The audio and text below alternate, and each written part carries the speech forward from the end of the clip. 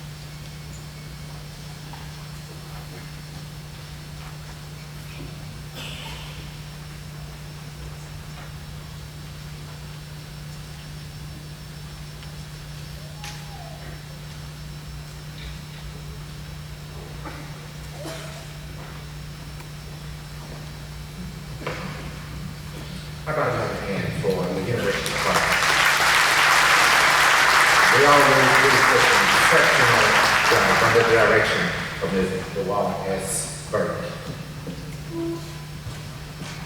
Ladies and gentlemen, you know, this is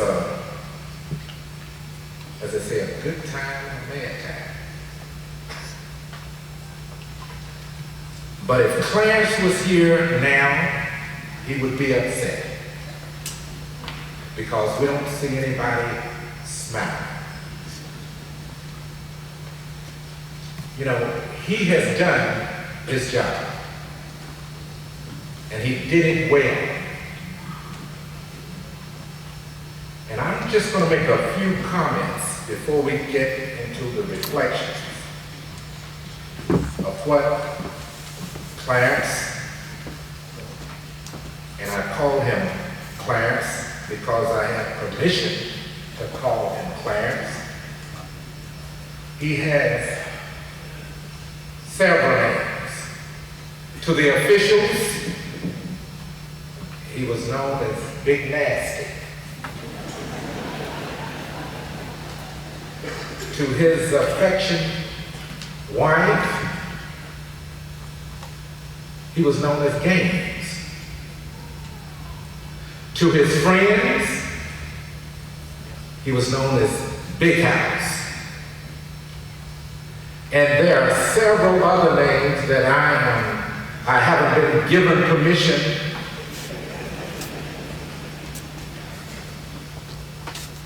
to let you in on. Coach Gaines was a man of many, many talents. And I say that because many of you and most of you know him and can relate to him as a basketball coach. And this is not a plug for his book, but if you get a chance, if you're not able to buy a copy, borrow one, and just read They Call Me Big House. It will give you the other side of Clarence.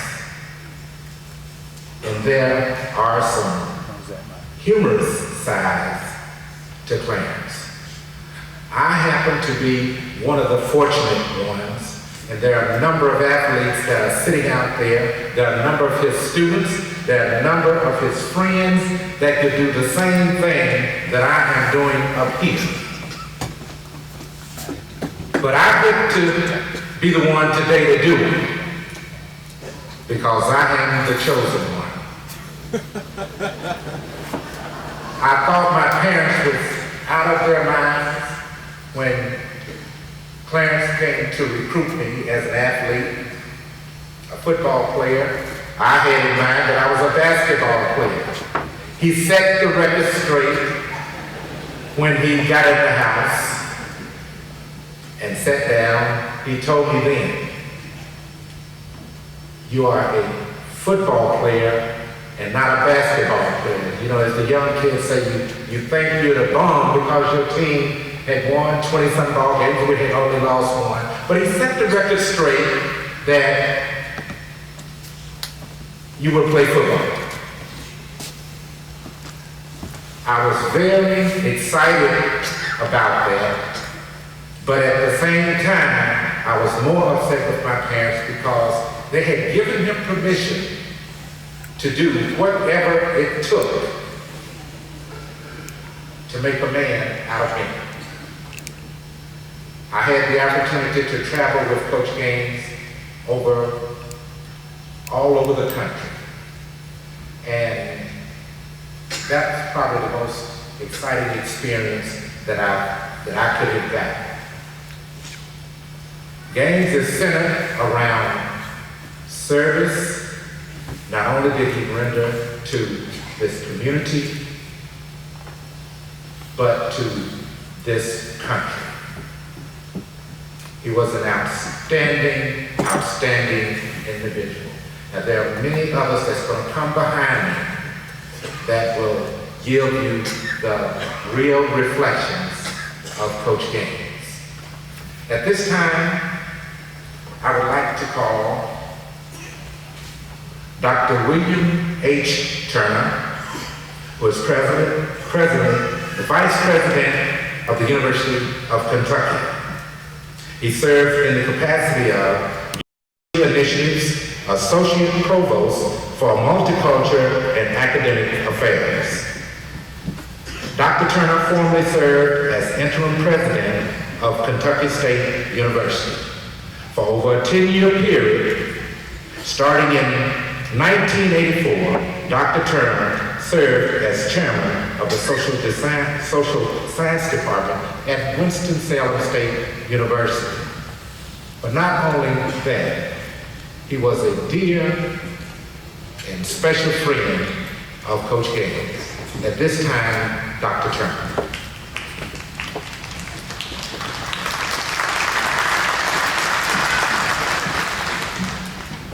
Giving thanks to God, just want to say that in some way, this program is like Big House. It's kind of a work in progress.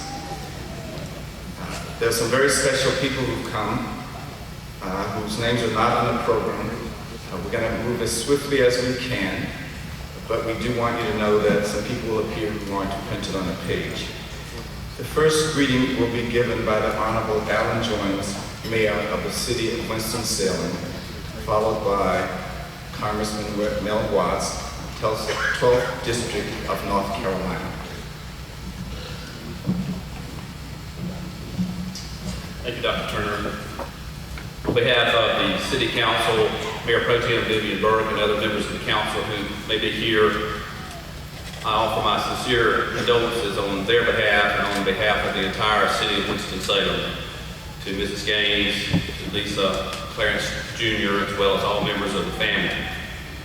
As mayor, I do want to welcome the many visitors who are here today, the distinguished guests who are with us. Certainly you're here for a sad occasion, but nonetheless, we are honored to have you here. You know, you very quickly run out of superlatives when you begin describing Coach Gaines. Words like icon, a treasure, a giant have been rightly used, but I suspect he would be most happy to be referred to as a mentor. To the more than 1,200 young men that he influenced and coached, for the countless others that he came into contact with, he was a mentor. A father figure to some, but always a good friend to all. He one time wrote that it is, after all, these young people that I have sought to serve.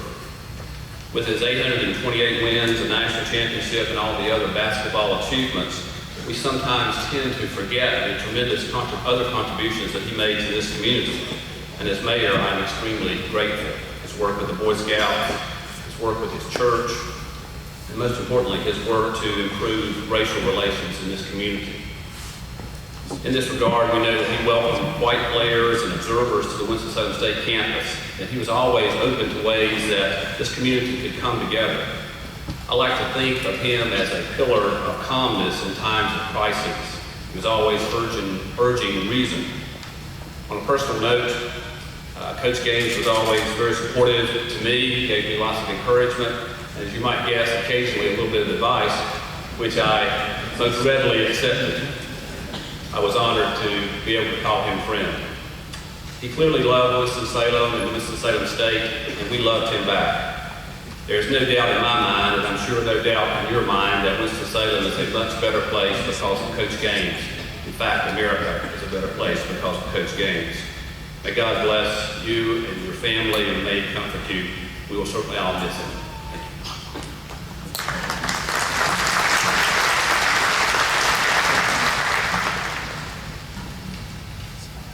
At times like this, you recognize and are reminded of the awesome responsibility of speaking for 650,000 people or more who live in the 12th Congressional District. But you're also reminded that occasionally you know you can speak for every single one of them with a single voice. That they are not black, not white, not Hispanic, not rich, not middle class, not poor, not even from Winston-Salem or Charlotte or Greensboro or Salisbury. Because you know that every single one of those people who ever knew or heard of or met Big House Gaines considered him a hero. And I can't say anything more profound than that. We recognized it not at his death. I'm so happy that we took the opportunity earlier to sing his praises on behalf of our residents in the 12th Congressional District on the floor of the United States House of Representatives on May 18, 1993. I said, Big House, as he is affectionately known, had more wins than any other active coach in college basketball and had the second highest number of wins in college basketball history with 828 wins. That was on his retirement from coaching. But the more important thing that I said was the measure of Clarence Big House Gaines is not only in the number of wins or the number of professional basketball players he produced, one of whom happened to be a high school classmate of mine, Thomas Cunningham, who I know is here today, but also in the number of businessmen, teachers, lawyers, doctors, and outstanding citizens of our nation he helped mentor and encourage and push to greater heights. That was Big House Gaines. We express the condolences of every single resident of the 12th Congressional District to Ms. Gaines and the family. Thank you.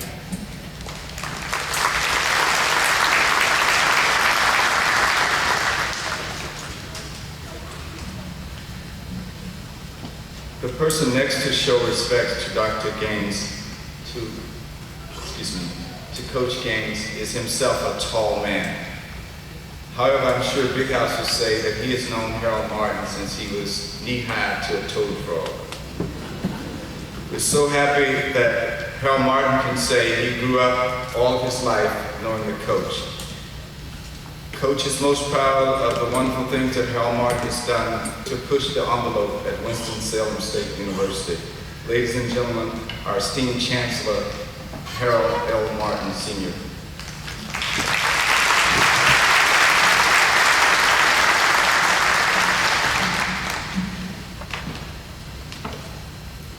So on behalf of our Board of Trustees, many of whom are with us today, our faculty and our staff, and the entire university family, on their behalf, we extend a very special thanks for you being with us today as we celebrate the life of a man we affectionately call Big House, who's also known as Coach Gaines, Mr. Gaines, and those who knew him even better just simply called him House, or simply Coach.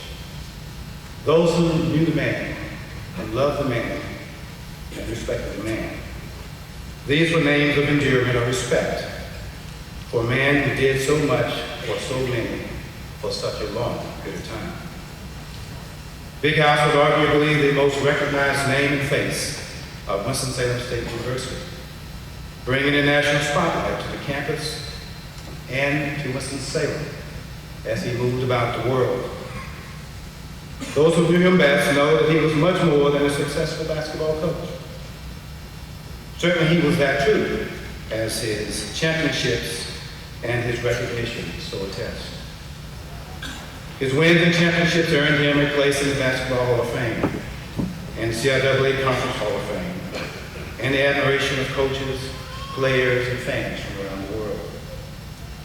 Big House was a talented man. He was a devoted husband and father.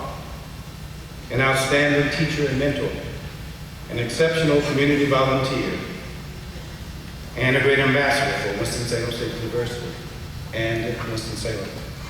As a father figure, Big House was not only the father to his daughter Lisa and his son Clarence Jr., but he was also the father and mentor to hundreds of young men who had the privilege of playing basketball for him over the years, even football in every part of his career, some of whom you will hear from today.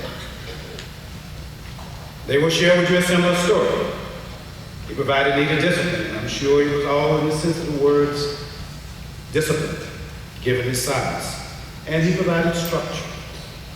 He gave them advice and counsel. He helped them shape their values and their views on the world. And he helped them to become young men, productive young men in our community and in their lives, contributing to society. Most of the coaches during Big House's era on our campus were full-time faculty as well. They did lots of things. As Coach did, he taught.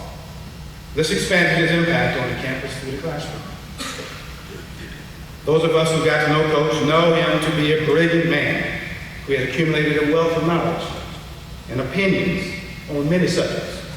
And of course, he wanted to share those opinions with you. And he did whether you wanted him to or not. I can imagine that the students in his classes knew not to arrive late or to do anything that made them stand out in a negative way, in any way, shape, or fashion. Because I assure you, he would make them feel the wrath of his tongue. And of course, you would never do it again. This is what made him so effective, though, in the classroom. He would make you arrive early,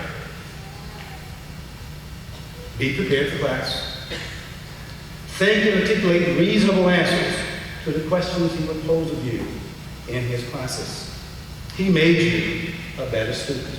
He intimidated you into being a better person. I have seen him engage in many discussions with students in most recent visits to our campus. As they sat in the Rams Court, the Thompson Center, or the Gaines Center, students, faculty, staff, and administrators alike admired him so. They listened to him intently. Every now and then you would find a poor soul who was foolish enough to try to debate with him. When I observed this scene, let me assure you, I would simply speak and keep moving.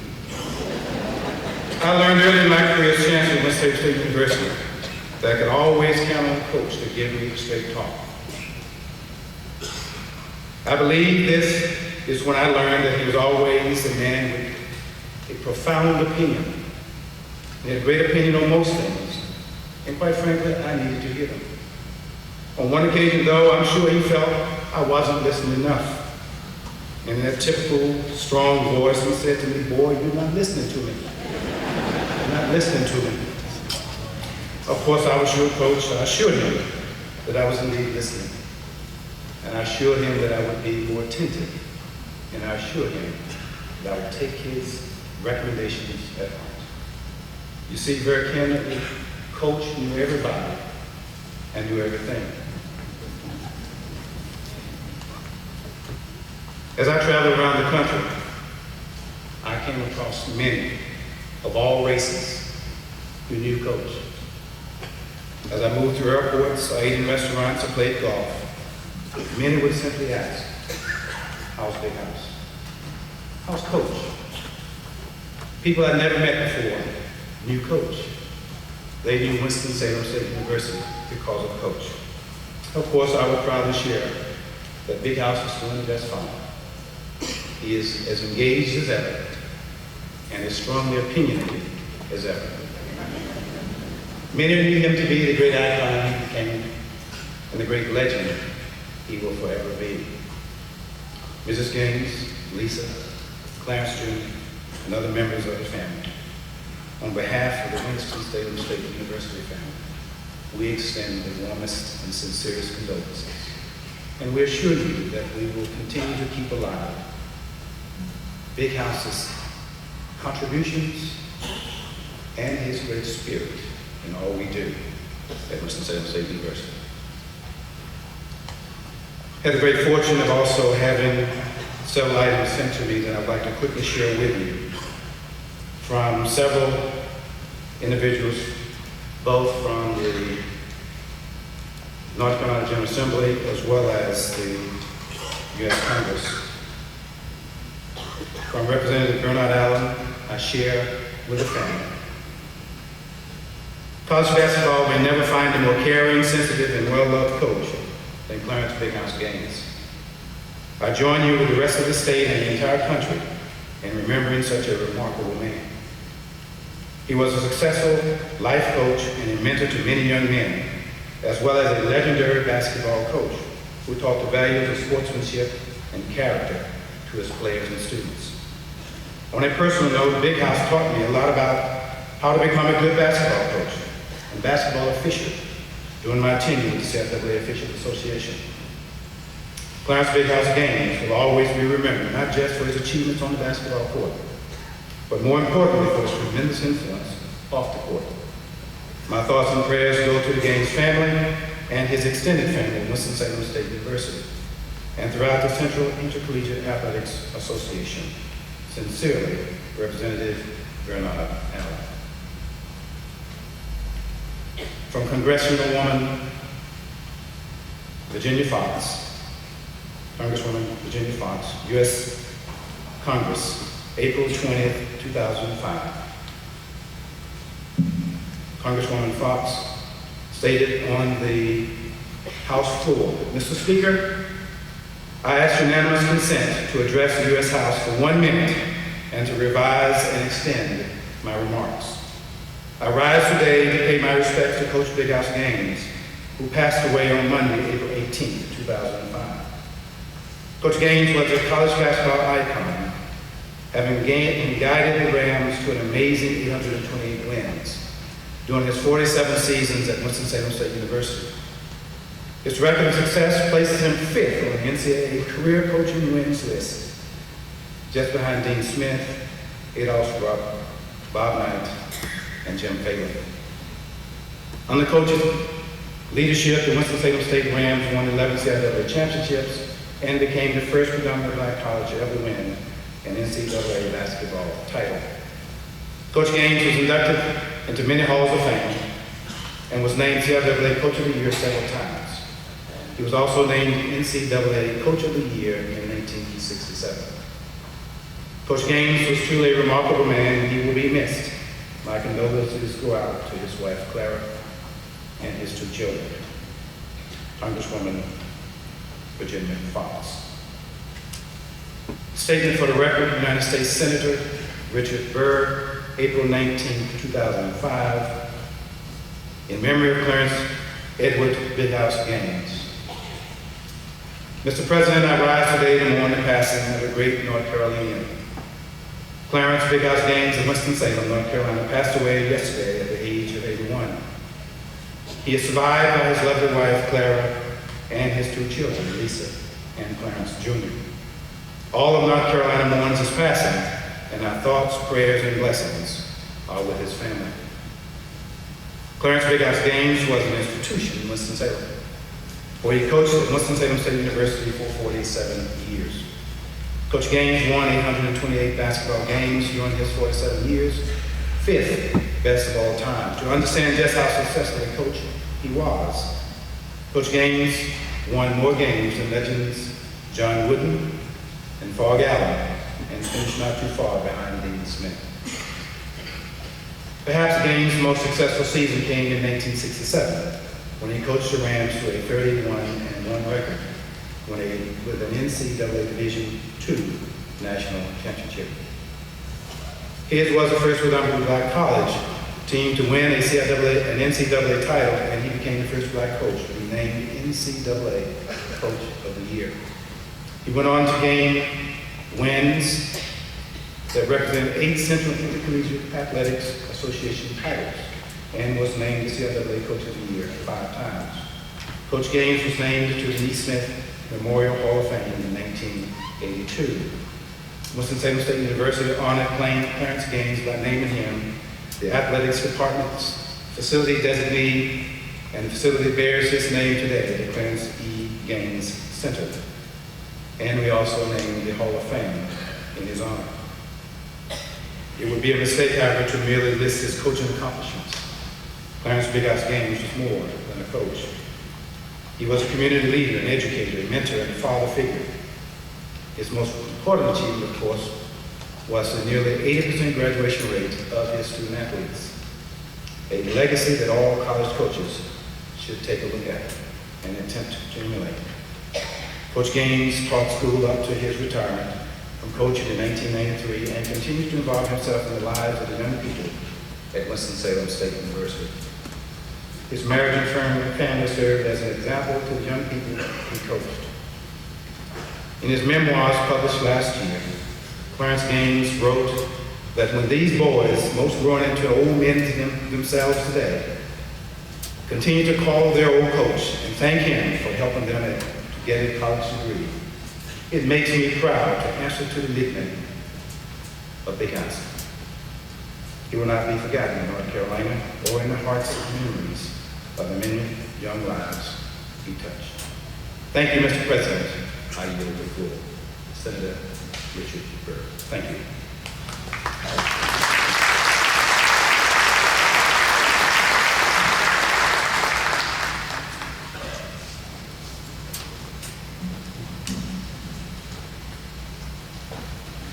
No one has prayed more often at Winston-Salem State than Reverend Cedric Rodney, whom Big House once said, "That fella sure can pray."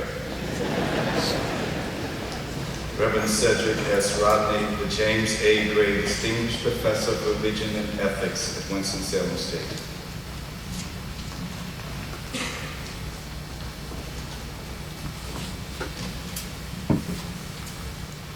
Let us pray.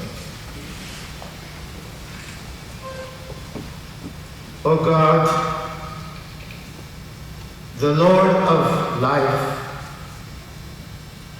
the conqueror of death, or help in time of trouble, who does not willingly grieve your children. Comfort us who mourn, and give us grace and strength in the presence of death to worship you in spirit truth, that we may have sure hope of eternal life and be enabled to put our whole trust in your goodness.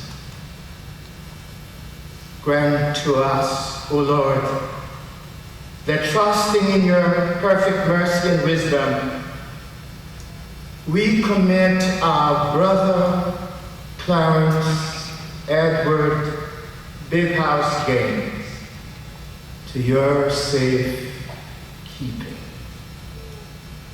In the silence of this hour, speak to us of eternal things, that through patience and comfort of your holy word, we may embrace and hold fast to the blessed hope of everlasting life. We pray for those whom we love but see no longer. Grant them your peace, that light perpetual shine upon them this day and forevermore. Amen.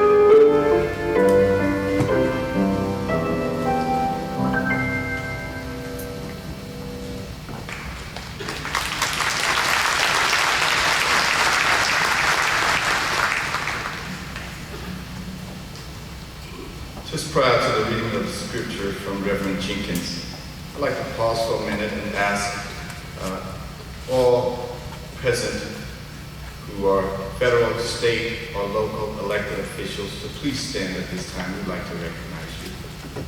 Chancellor Thompson, please. State, federal officials, thank you all so very much for being here today.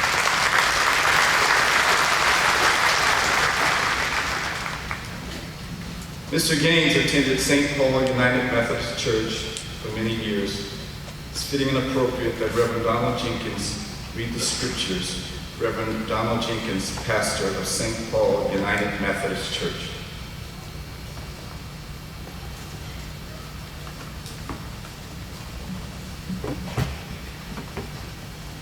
Lord, you have been our dwelling place in all generations. Before the mountains were brought forth, or ever you had formed the earth and the world. Even from everlasting to everlasting, you are God. You turn man to destruction and say, return, O children of men, for 1,000 years in your sight is as yesterday when it is past.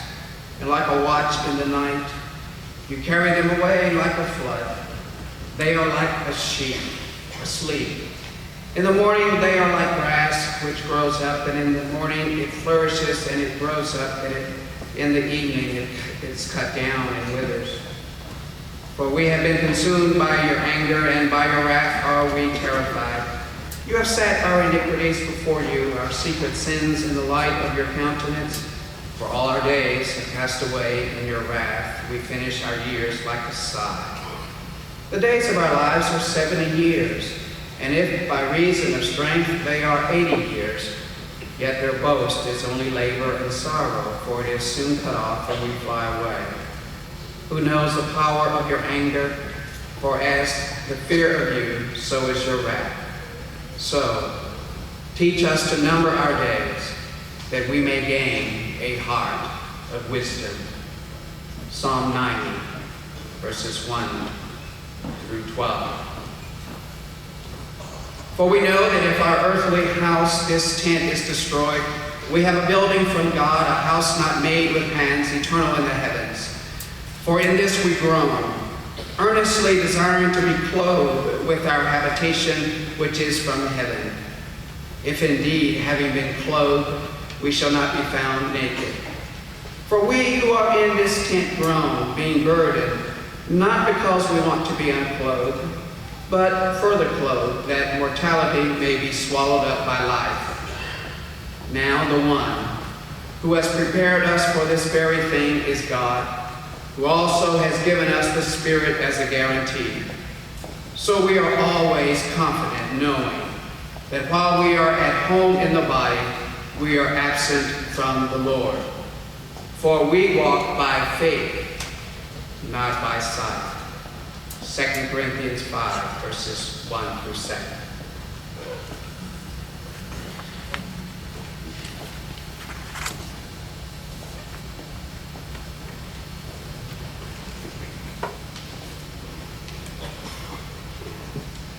Thank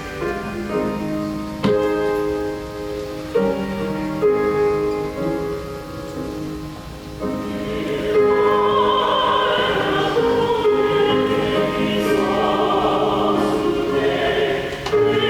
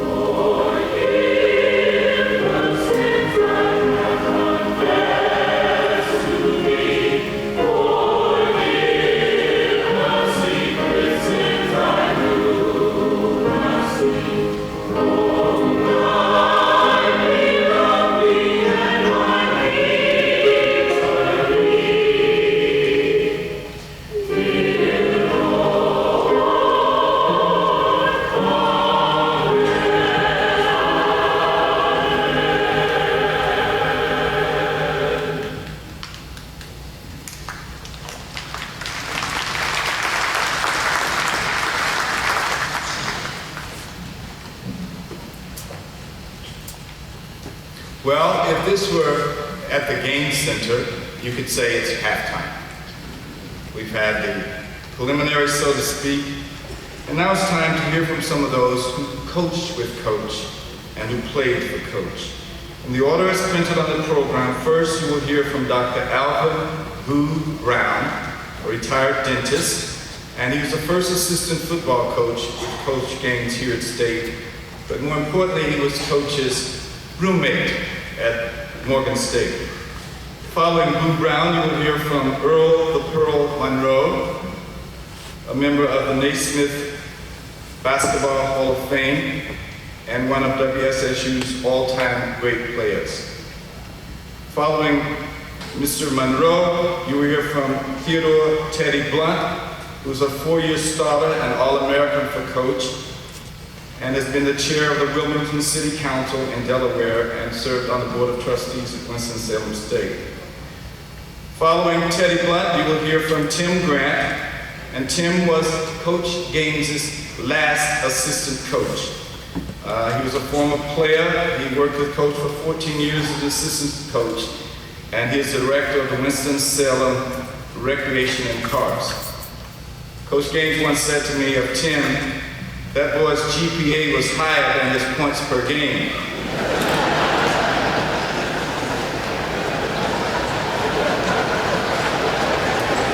Thank God for Tim, he kept the team's average up. And finally, we will hear from Dr. George E. Gibson, Jr., who's the pastor of the Christian Love Worship Center in Philadelphia. He played for Coach. He was all CIAA from 73 to 77, and he was on the 77 championship team. Thank you.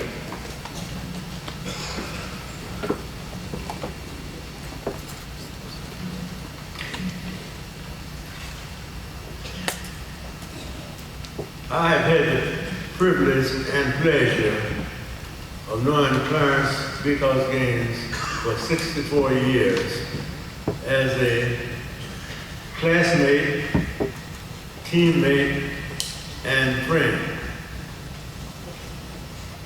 We have been through a lot of wars together, but we have remained friends for 64 years.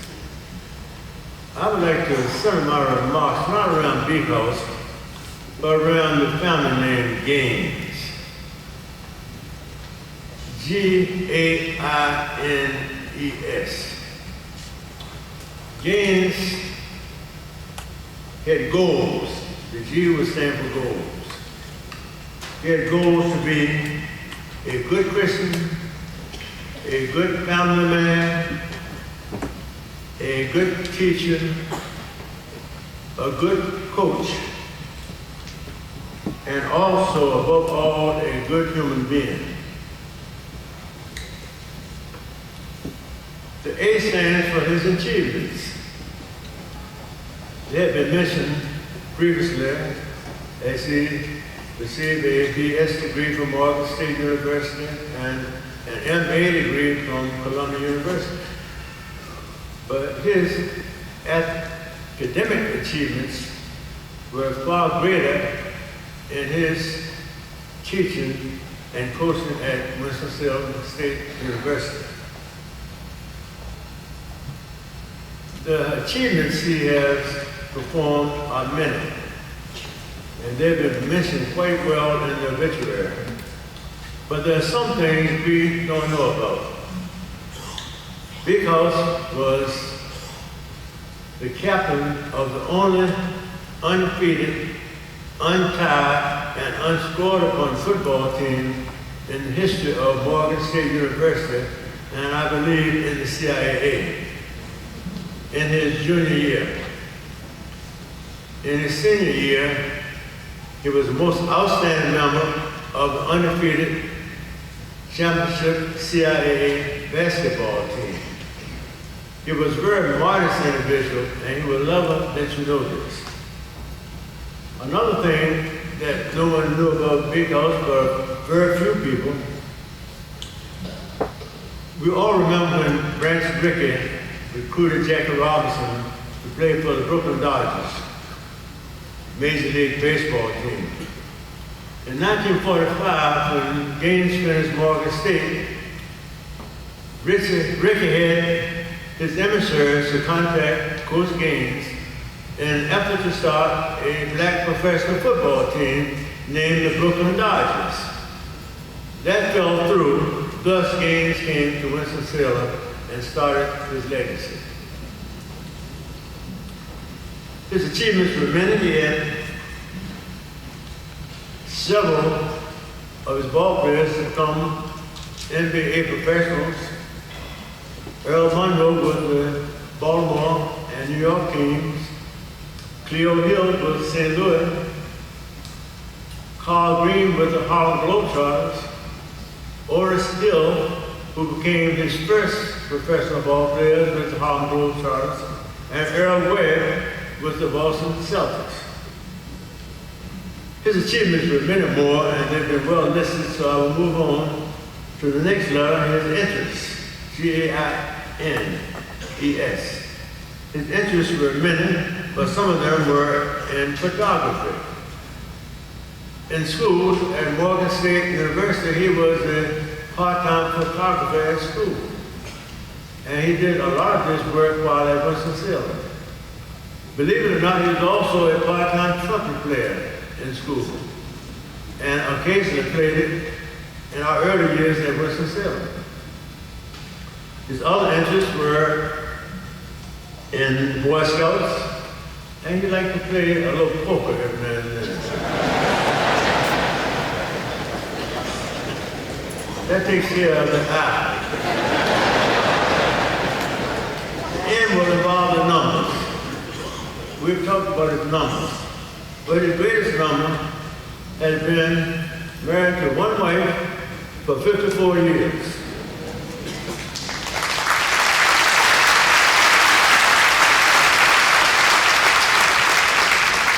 And having 2 children, 2 lovely children, and 4 lovely grandchildren.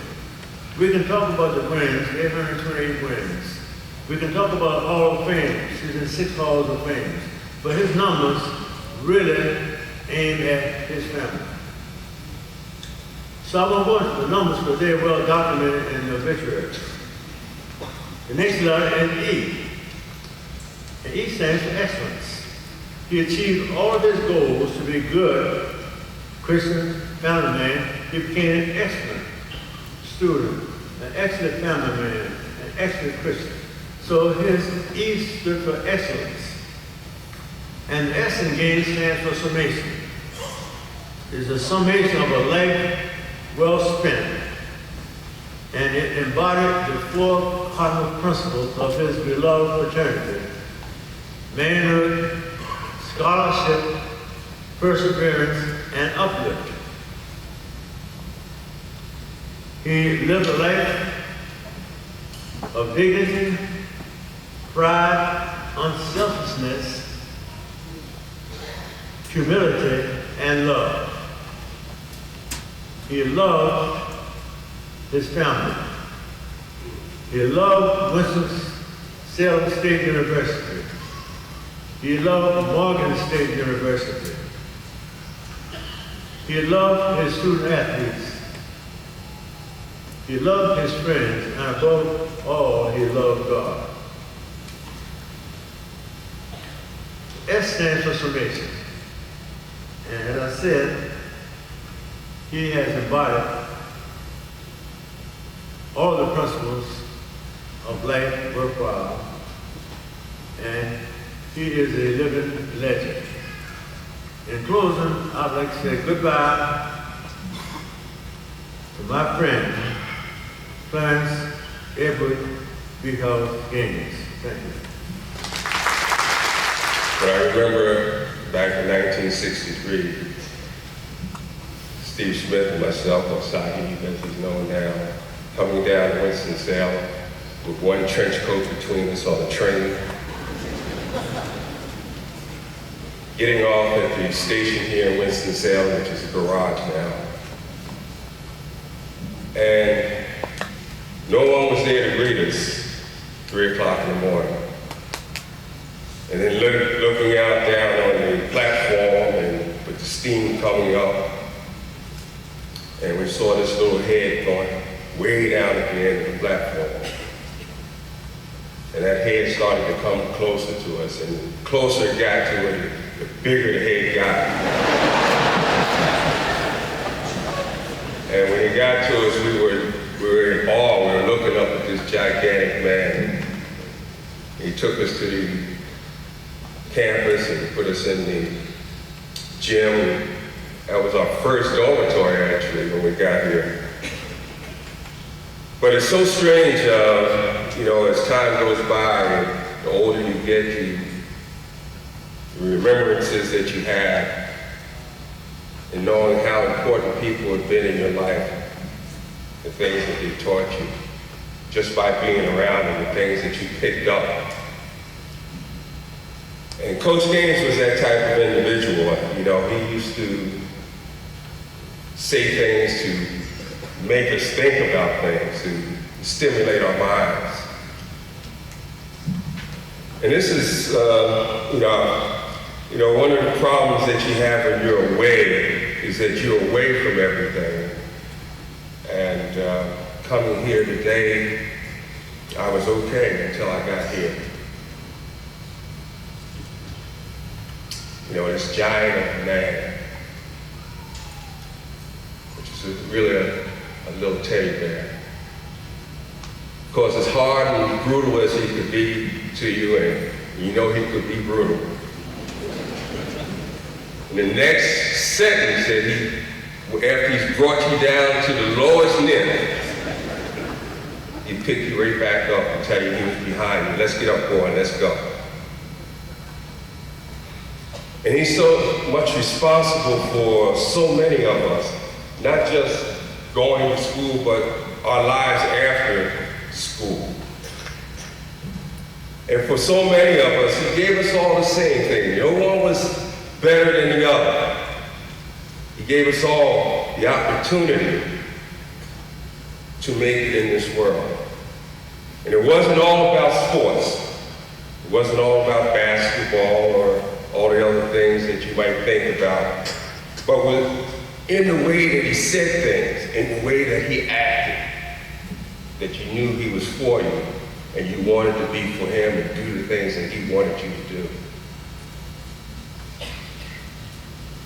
This is, I was supposed to be up here reflecting and whatnot. But one of the things I found out over the course of the years is that the relationships that you have with people are so individual. My relationship with Coach Gaines is so much different from your relationship with him. And your relationship is so much different than my relationship.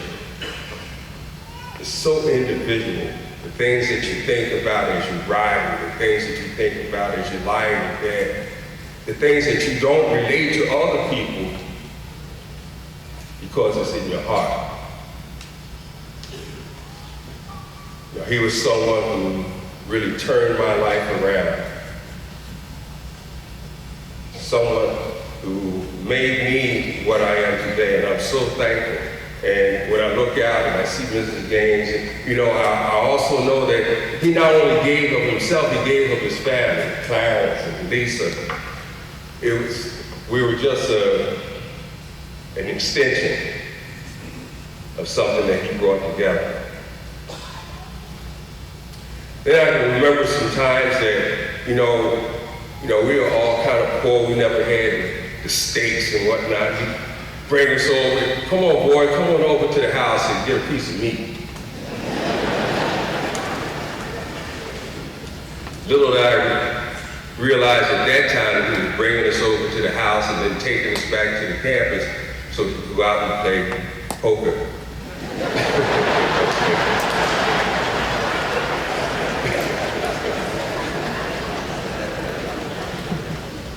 But everything he did was well thought out. And I can remember the biggest piece of advice he gave to me when I was leaving school, and having gone through the fiasco with Cleo Hill going to St. Louis Hawks and being blackballed. And he said to me, he said, Earl, you got to just go and do, I said, Coach, look, I'm doing what I want to do. He said, listen, boy, go up there, keep your mouth shut, and do what the man said.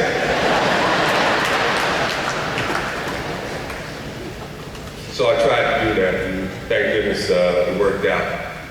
But to Mrs. Gaines, my heartfelt condolences. Clarence, Lisa, and to the Winston-Salem in general, we all have a hole in our heart.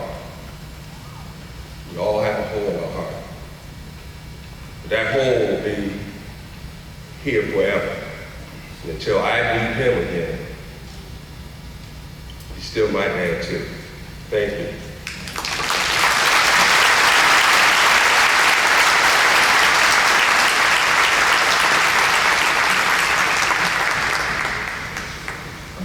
To the Gaines family, to the Winston-Salem community, to the state of North Carolina, to those that participated in the CIAA as either basketball players, basketball coaches, or fans, to the coaches that have come here from around the country, to all those that I've not mentioned, it's a pleasure for me to be here with Mrs. Gaines and her family, as well as all of you.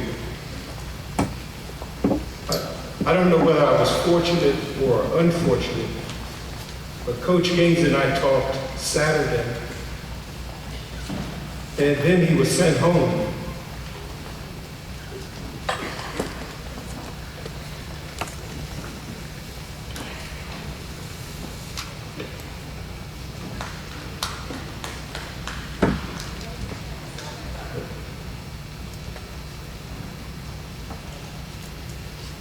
So for me, Monday was a very difficult day. But on Monday, I had the chance to sit back and reflect from 1961 to today's date on my fond memories of Coach Gaines. I came here with no suit, one pair of shoes, a shirt, a jar of water, a piece of pound cake, and a chicken sandwich. And I met Coach Gaines at the station. And thanks to Leon Whitley, I was afforded the opportunity to be at Winston-Salem and to play for Coach Gaines for 4 years. And coming in as a freshman in the period of the 60s, you had to be either exceptionally smart or exceptionally good. And Coach Gaines told me that I was both, and I just thought that I was average.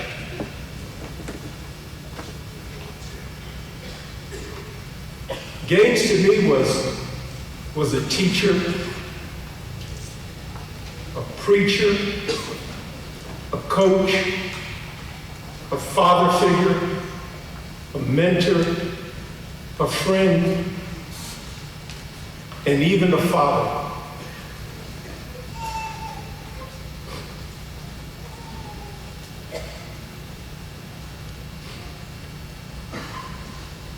Thanks to Coach Gaines, I was able to go to school and finish in 3.5 years instead of 4 years at Winston-Salem, to graduate and then to go to graduate school, and to graduate 3 years after undergraduate school, to find a job, and based on his advice, find a job that's going to be around for a long time.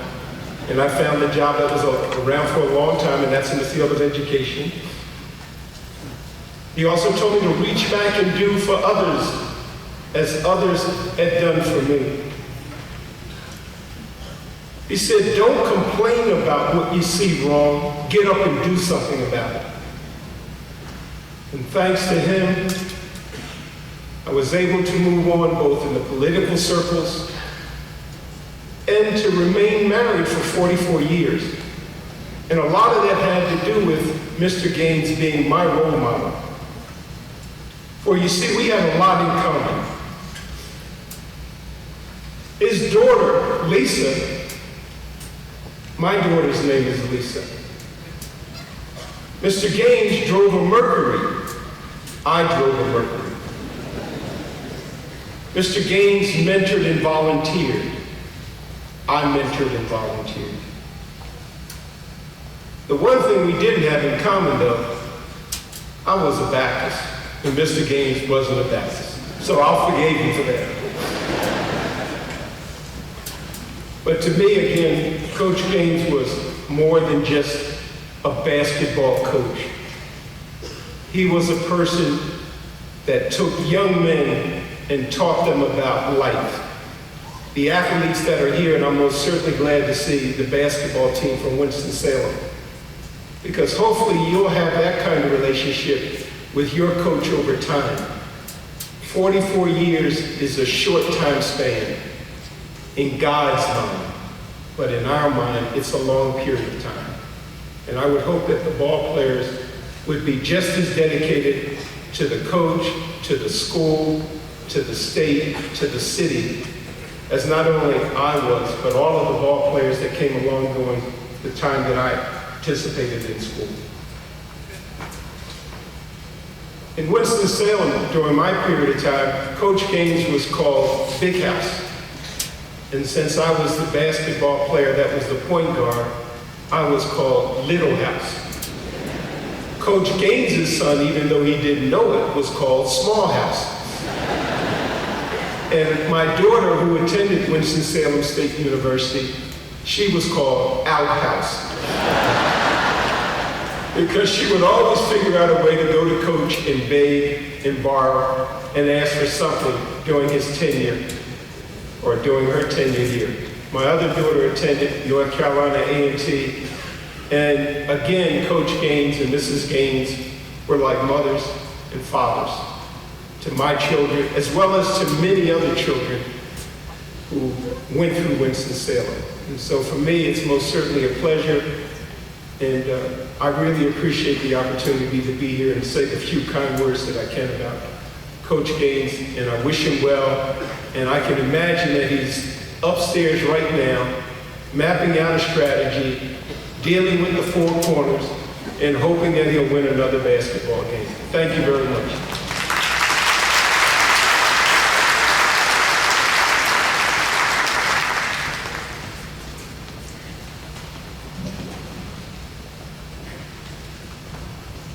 Good afternoon. As you've already heard, my GPA was much higher than my points per game, as well as minutes played also.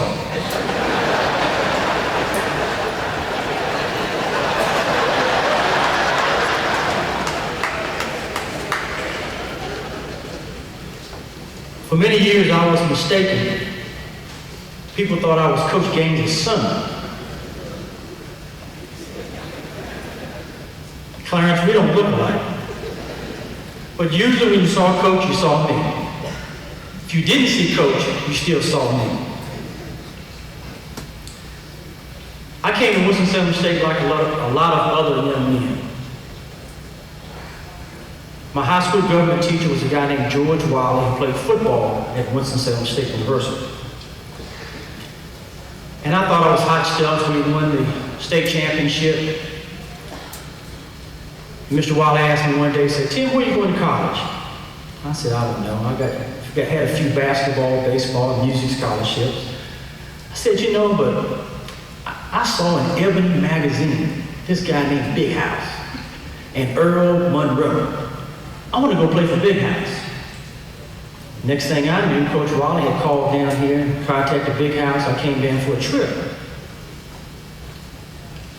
Had a nice trip, and at that time, you could send your sons and daughters away with your school teachers, and parents didn't have to worry about it. And so my mom and dad did that. They sent me down here with Coach Wiley.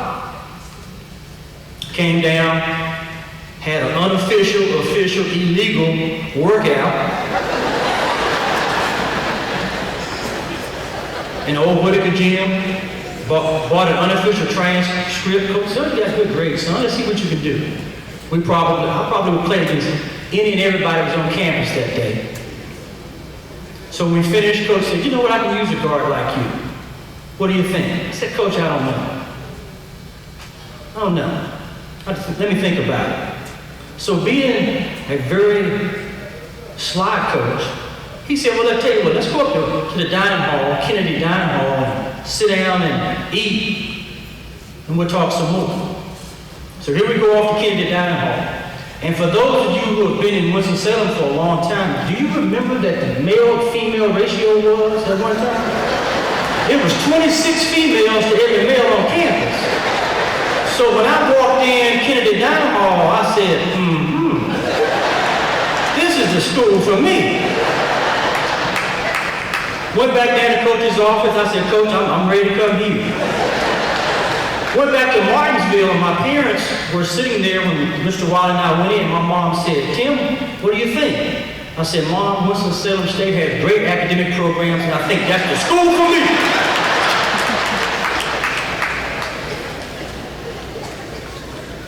But seriously, let me do a couple of things because I don't want to take a whole lot of time. Lisa told me I had 3 minutes, then it went to 5 minutes, and you're so much like your father. But I want to take a few minutes just to do a couple of things. Everyone in this building who played for Big House games, please stand. If you played basketball for Big House games, please stand.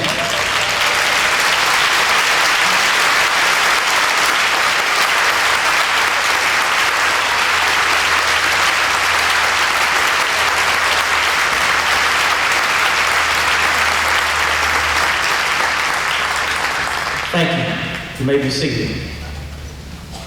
Now, I'm not going to ask how many of you guys that stood up got sent to the library. You know what that meant when Coach sent you to the library.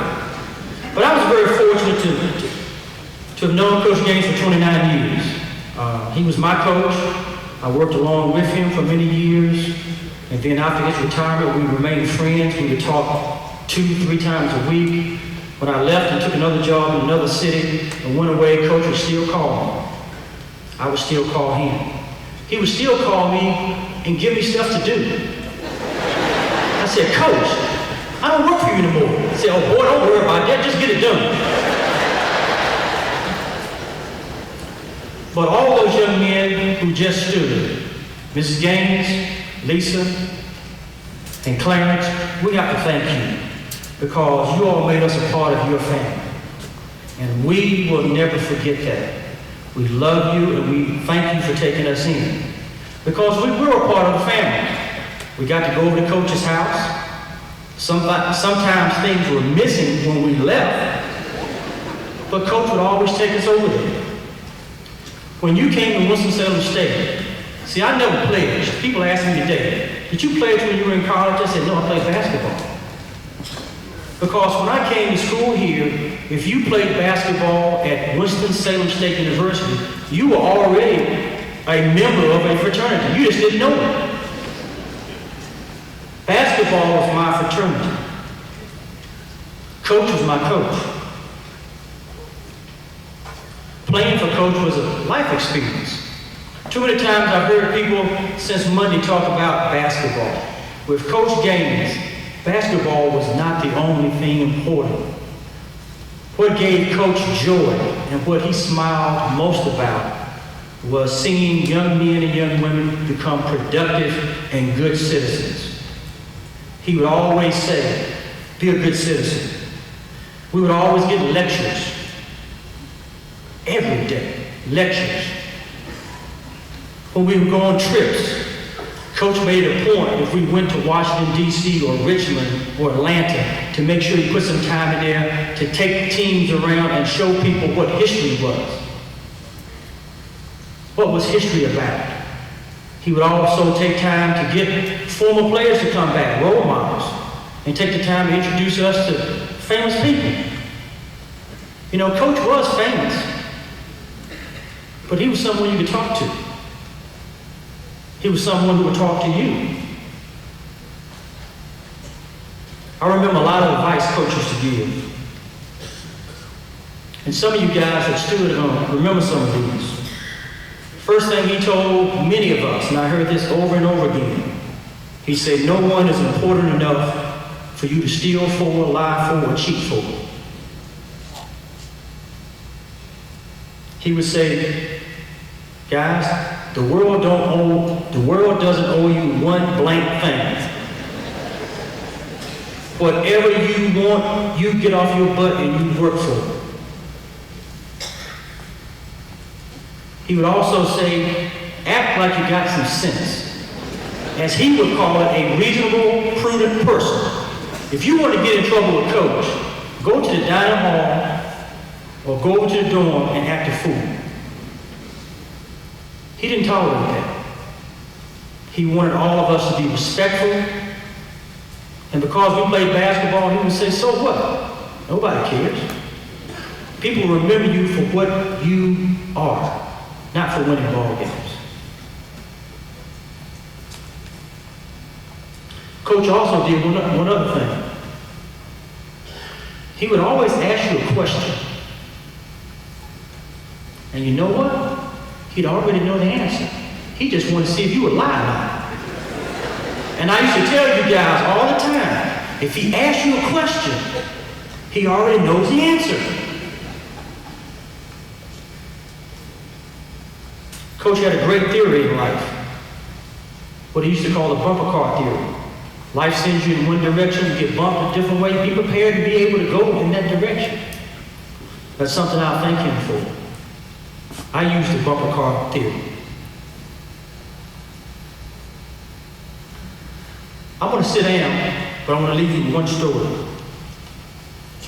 We shouldn't be sad today. We should celebrate Coach, because I'm very thankful to God that our paths crossed. I would hate to think what my life would be like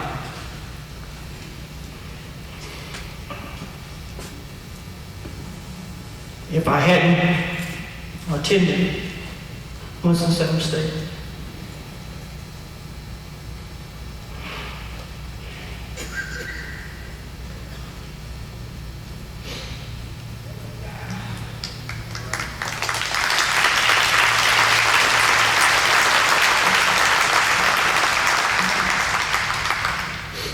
At least I told you I was going to keep it together, so I am.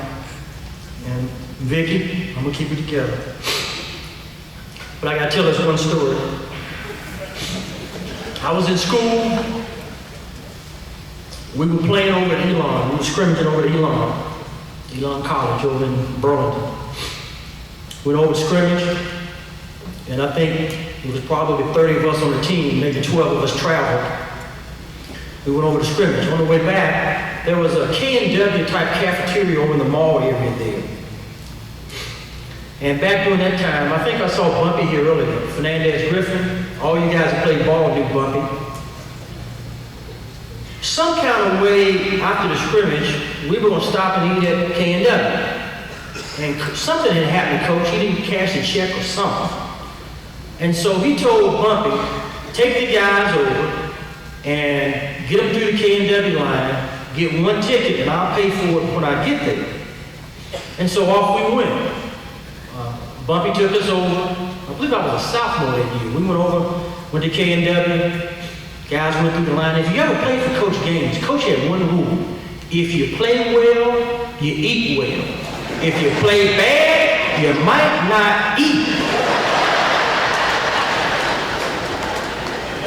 So we had scrimmaged, and I think back during that time, this was 1977, 78, and back during that time, I think we may have been getting $3.50 for a meal or something, maybe $4. So Coach wasn't with us, and so Bumpy had told the guys, say, everybody go through the line, you know what you're gonna get, and we'll just give you the ticket at the end. So here we go, we go through the line, and you know, $4 at K&W in 1977, 78 was a pretty good meal. We had guys going through the line getting 3, 4 meats, 5, 6 desserts. We had bills that were coming in for one person, $16, $17. And so when the bill came back, and Bumpy was at the end of the line, the bill for like 13 people was like $475.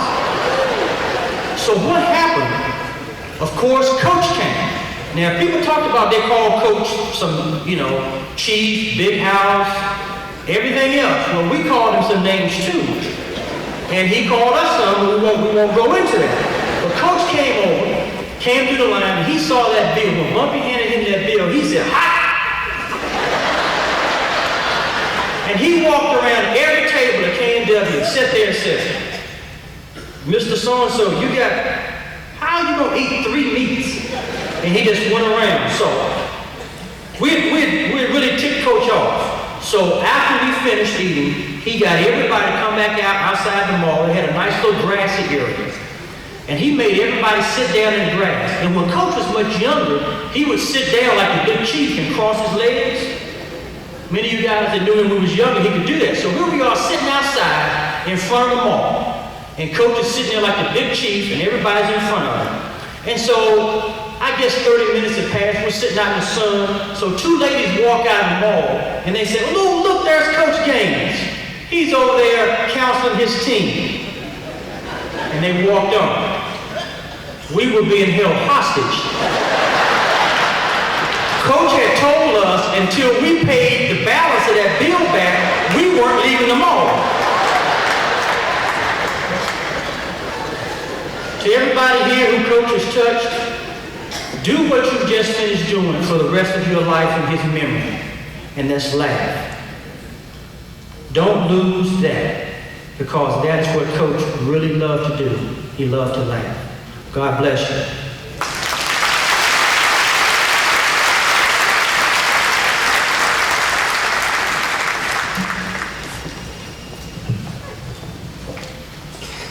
To Mrs. Gaines and to Lisa, Clarence Jr., to fellow basketball players, to this dearest guest, to Winston-Salem State University, and to all of you, my Heavenly Father's children. This day, my condolences go out to you and the family. For you, we are praying.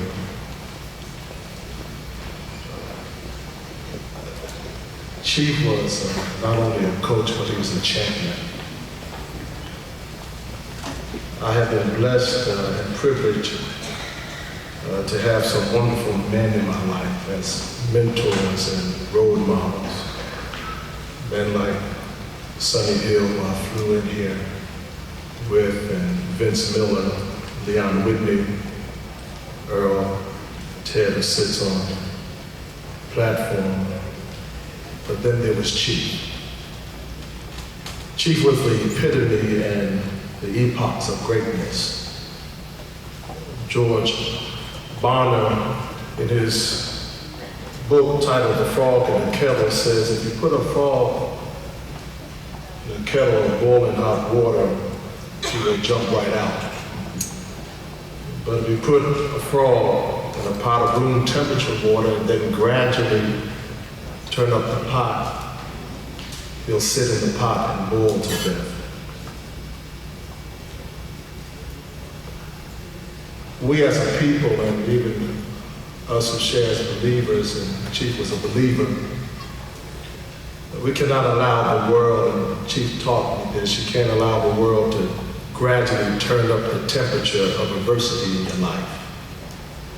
That God has created you to be more. He's created you not to be a thermometer, but to be a thermostat. He taught me that thermometers only check the temperature, but thermostats regulate the climate. He taught us how to regulate the climate.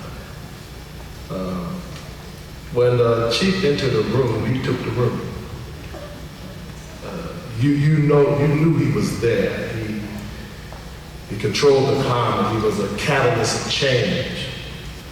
He had an awesome capacity.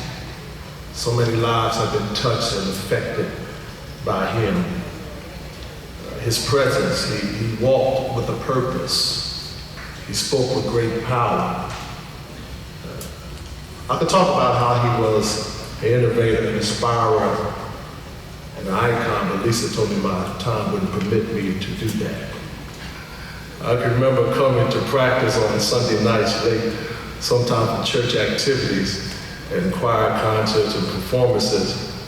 And Chief would allow me to do what I had to do because I was a church fellow. And so as soon as I would come in, he would say to the team, the Reverend just came in from his engagement.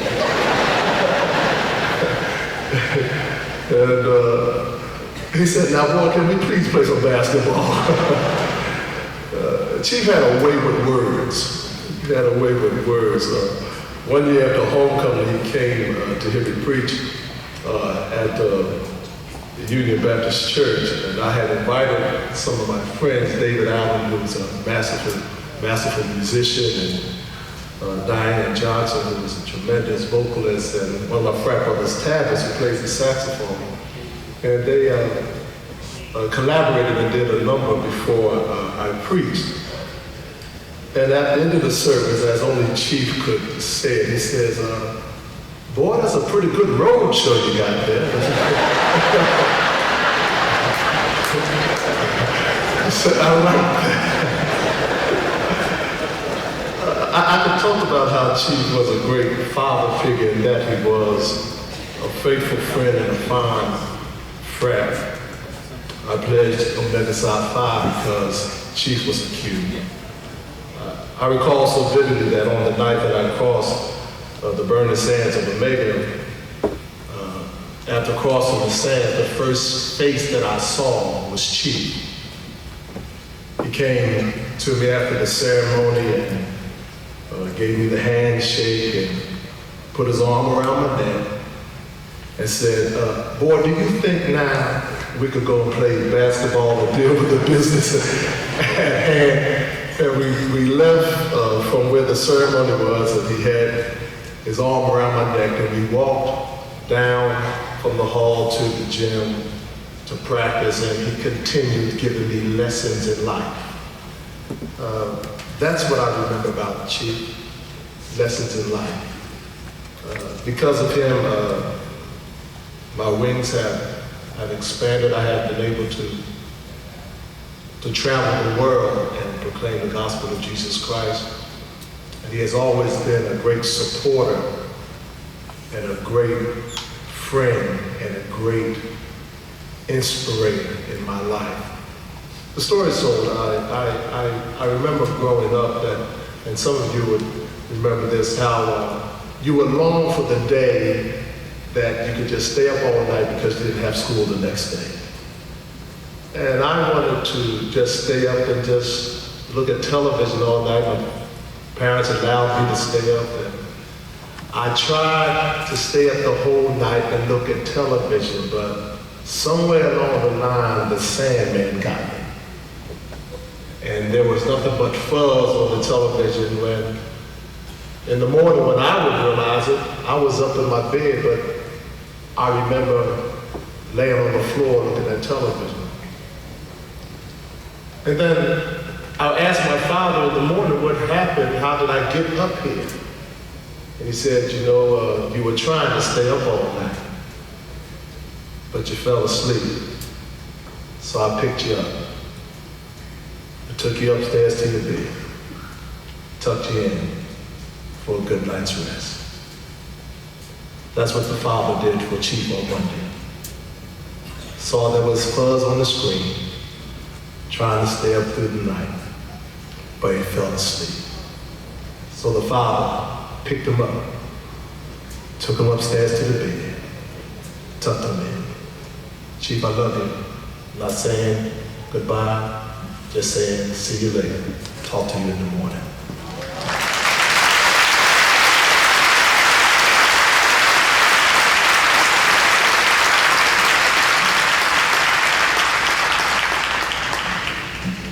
You may have called him Chief. You may have called him Mr. Gaines. You may have called him Big House. But oh God, I wonder what it means to call him Grandpapa. Lauren Gaines McDonough, what's it mean to call him Papa? And Clarence Jr., I can't imagine what it's like being Big House's boy. So now we want to hear from three people who knew him more intimately than any of us ever could, his grandsons and his son.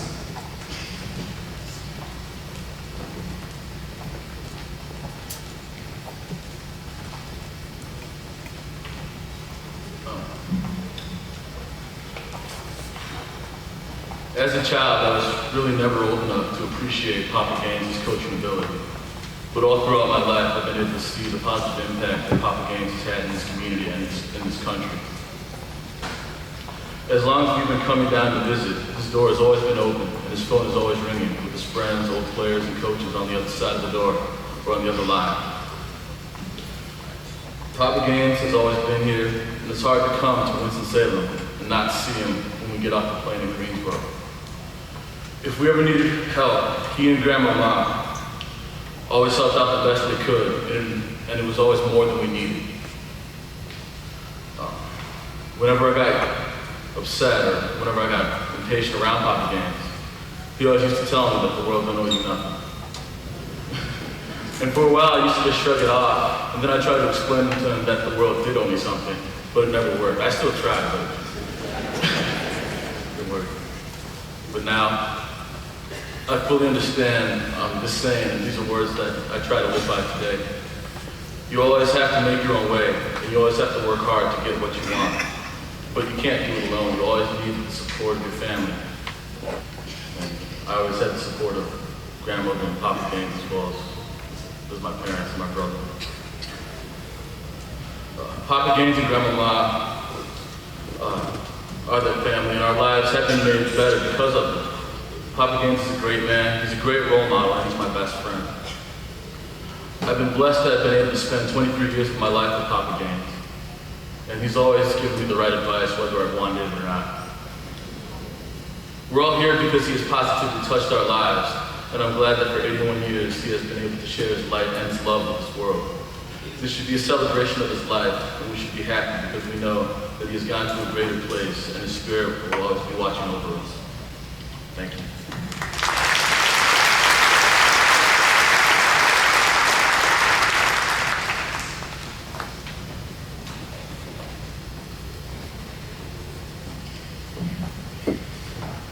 I only have about 5 minutes to share good 16 years of lessons that I learned every late July and early August when I'd go to summer school in his big Lincoln town car, whatever Lambo he was driving at the time.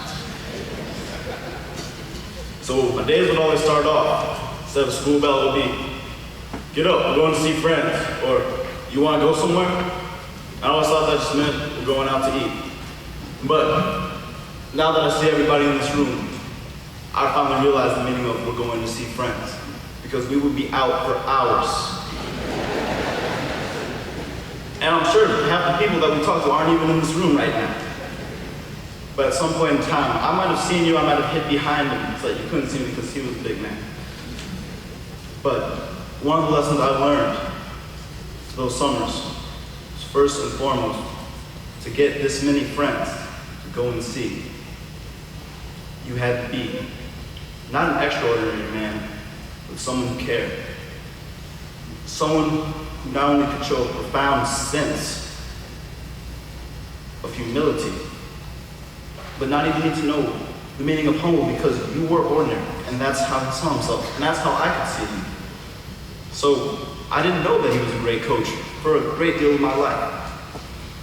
But when we went out, and it took me a while to learn this lesson, he approached everybody with respect, with love, and I could almost see them as being members of my family, as my brothers, as my cousins, as aunts and uncles. And I loved him for that. He was the epitome of love for me. He showed the ideals of love toward everybody, fairness towards everybody. He treated you like family. If you're doing something wrong, he'd tell you, even if you didn't want to hear it. If you needed help, he'd be a pillar of support.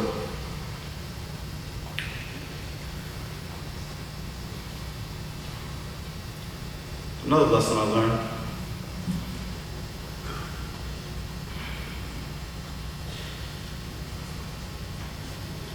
that you can only work so hard. You can only do so much, people. And then you have to let God do the rest. And he was prepared to do that. He was prepared to do everything he could to help you find the way. And then to step back and let you grow. To let God work with you, to let your family work with you, to do everything for you. And when asked to do this reflection, the only thing I can remember is a giant figure that would let me try to grow. And he did it in a very tricky way. Because I thought of him like a Socrates. He'd always have a question for you. And he'd always have the answer, but he'd always have a question. And he was never satisfied with the statement, I don't know. So he'd keep questioning. Keep asking. And he'd eventually give you an answer. And even if you weren't satisfied with it, you eventually would be satisfied with it. And that was his beauty. That was his genius. That's another thing I loved about him. So I'm going to leave with saying this. He is still my hero. He is still here, and his legacy still lives on because he has touched everyone in this room. He has showed us the way to be compassionate towards all, to be brothers and sisters with everyone, and to treat people as they should be treated. And there's nothing more I can say. I love him. Thank you, Grandfather.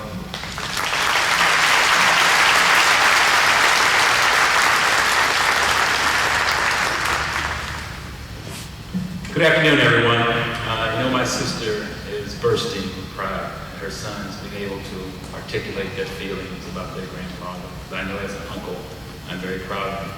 I'm also proud of my father's players, and I'm glad they went over the 5-minute because they provide the color that you need to know about the Big House games. The stories that he has been able to, they've been able to relate and talk to you about.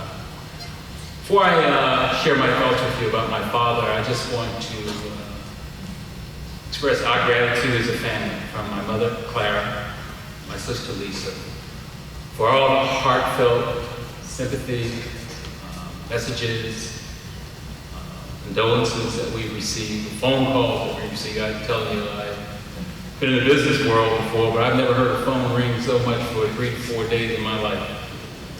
But in the stories that people want to tell and share with us, we really appreciate it. It will be a time in our life that we will always, always remember. So from the bottom of my heart, I just want to thank everyone who has touched us. And I just want to thank everyone who took the time to come out today and share my father's celebration of life and to support our family. I am Clarence King's only biological son. But I'm not his only son. I think we've seen that up here on the dais. Lisa is his only biological daughter, but she's not his only daughter. We're very much aware of that, always have been. As I got older, people would ask me, are you jealous of that situation where your father has these very close relationships with other men your age and older than you? And I look at them like they're nuts. Why would I be jealous of that? My father opened a door to me that very few kids have the opportunity to experience. As a young kid, if you have any love and appreciation for sports, to have a father who is a coach is just a great experience. Some of these players are my babysitters. Some of these players, my mother just found out, abused me. They went from thumping me on the head to punching me in the arm. And I never told my father about it, never told my mother about it. Why? Because it was familial love. It was to me just a big brother trying to toughen us up. I think Kevin Wallace, who's here today, my father's closest friend all the time, experienced some of the same type of abuse, right, Kevin? But it just made us that much tougher.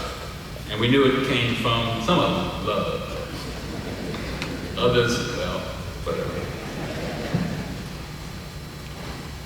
Caroline Lattimore, she's one of my Caroline Lattimore, we call her Judy. She's one of my father and mother's daughters. She asked me a question. How would my father want to be remembered? I want to paint a picture for you, because he means many things to many different people. But I want you to think of Big House as Big House, the lover of life. My father loved life.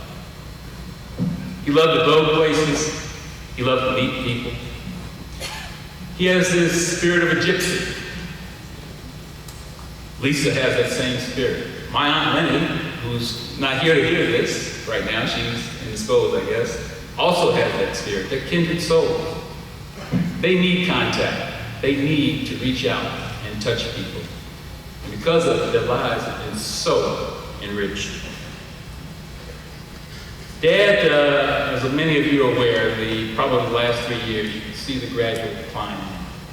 But it never stopped him from going out on a daily basis in the Winston-Salem community or to big events. He loved going to big events, like the NCAA basketball tournament, the All-Star game. The NBA would invite him. Russ Granick, I always thank him, and I will thank him in a letter, because the last time I had a extended experience with my father alone and quality time with him was this February. We went to the NBA All-Star game in Denver, Colorado. That was a special time for me because I could see that Dad was coming to the end of his life. One time we went out to get something to eat. You know, Denver is called the Mile High City. It was the first day there. It was a difficult adjustment for him. And we might have walked 20 paces before we had to go back to the hotel. So I would go out and just get food for him and bring it back into the room. After the day he adjusted, we went to the All-Star game. He enjoyed it. And when I took him to the airport, I hugged him. And he was carted away in a wheelchair. And I think his players, recognizing how proud of him he was, a very tough-minded taskmaster, but he dealt with this situation in the way you think he would. He dealt with it with dignity. You know, the Pope who recently died has been characterized and been applauded for the way he handled death. And I think my father handled death and the possibility of death as well as anyone could. Lisa, also, because Dad wanted not to stay cloistered in his room or at home. We wanted to go out and meet with people. Went to the NCAA Final Four this year, where I know most people in this room who are Carolina fans are happy. She had an opportunity, along with Warren, his grandson, to spend extended time with Papa Gaines. And I know that meant a lot to him. Dad liked to go to Winston Lake Golf Course. Not to golf, but to socialize, to play Tom. He'd like to go to Chuck's barbershop, not to get a haircut, but to hang out, find what was going on, just to feel the pulse of the community. He was a lover of life. He was a lover of his family. And I don't mean just his immediate family, but his extended family. I'm going to say this twice. I want you to listen to this. The best definition that I've ever heard about love, I read about love, comes from a book called The Road Less Traveled by M. Scott Peck. Defines love as this: the will to extend oneself for the purpose of nurturing one's own or another spiritual growth and development. I want you to wrap yourself around that quote. Just think about it. For you who have had time to share and have interactions with my father, think if he met that standard, met that test of love in your mind. Again, I'm going to repeat. Love is the will to extend oneself for the purpose of nurturing one's own or another's spiritual growth and development. Lisa said to me the other day, and she was getting a little bit emotional. She said, this is my buddy. She had a very, very close relationship with my father. And to understand it, I think you have to go back to his parents. Before I share that story, I want to just tell you about one name that hasn't been mentioned that this family knows. His mother his Aunt Nancy, Clarence Edward, that's what they called him. He was called Clarence Edward by them. But his mother was a giver. She was a very loving woman. And my father is the only child. And he was spoiled rotten, from what I understand. They doted on him religiously. Because this was the only child, and Aunt Nancy did not have any children. So this was their life. He knew he was loved. Just as we knew we were loved. Not only from my father, but from my mother. This is about my father, but I gotta tell you this. My mother loves to tell the story of how she always rocked me before we went to school. And that's the kind of family that we were brought up in. What Lisa said was, I know that Daddy has my back, even though I don't need him to have my back. That basically is the same thing I just said in Scott Peck's definition right there. And there's a lot of you who knew that my daddy had your back, and sometimes he did have to have your back. But with that quote that Lisa basically expressed, that saying, it just shows that she had a comfort and stability that was provided in our family from the way we were raised, and because of the love and trust that we had in our family. He had a loveless team, like I'm not gonna say like no other coach, because we have coaches in here today, and coaches develop a special bond with their team. He had the opportunity, I'd say about 10 years ago, when the Hornets were in Charlotte, to speak to their team. I think that was when they had Alonzo Mourning on the team, and Larry Johnson. I think they had a little bit of internal strife. And the reason I came up with this love concept, because it's true, for one, but he really believed in it. And what did he talk to the Charlotte Hornets about? He talked about loving one another. And you got to deal with pro athletes. You know, think of Michael Jordan and Dennis Rodman. The Chicago Bulls won a world championship. You think they love one another? They're able to respect one another and what they're able to do. But in a collegiate setting, to truly have a great team, and where he was coming from, that you build this bond, you build this trust in each other, and to truly take it to the next level, you got to feel that your teammate has your back and they loves you. That's how much he felt about that. And another story I'd like to just share with you is one of his players, a player who died, I feel, tragically at a young age, Mike Robinson. And it goes like this. My grandfather died about when I was in high school. And our grandparents on both sides of the family meant a lot to us. Lester and Olivia on my father's side. When Lester died, we took some of his stuff back. You know, Lisa would like to get some things, and I took some things that really meant a lot to me. One of them was an overcoat, big overcoat. Came back one day from college, I think, and said, I went to look for grandfather's overcoat. He said he gave it to Mike Robinson. I said, why? He said, because he didn't have an overcoat, and it was cold. That's just a simple story. I'm sure his players can relate to other things.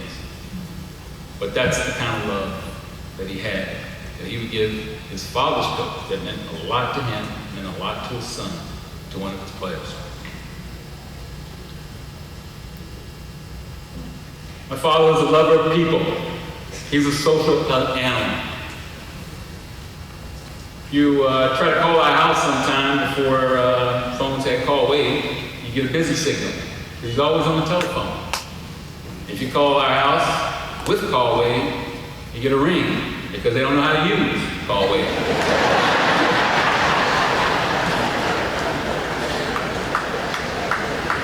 But he wanted to reach out and share his life, and he always wanted to know what his players were doing. My nephew talked about my father's I think there are two maxims that relate to my father. One of them is the golden rule. But I like to think of the golden rule in this way, and best interpret it. And I do this for some of his players. Treat others in ways that you're willing to be treated in the same exact situation. But some of his players probably thinking, no, he didn't follow the golden rule when he came to coaching. You know, he treated me this way, that way. But you have to remember, my father was a great athlete, so he'd been on the other side. So he just treated you the way some of his other coaches treated him. So he'd been in that same situation. And my father was also a giver and not a taker. And as most givers, they get that much more back in return, thousandfold.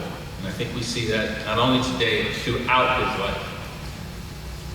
This community, people in this country recognized him when he was alive. He knew he was loved. And that's very much appreciated. My father has had a profound impact on my life. He's provided me with a lot of life lessons.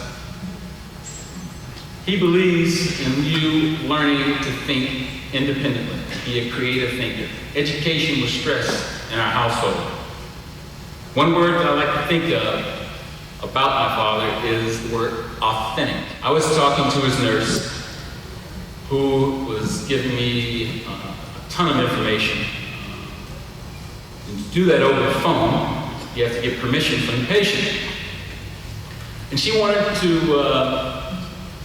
be able to set up a code word, a password, so that next time I called in, she'd give me information about going to my father.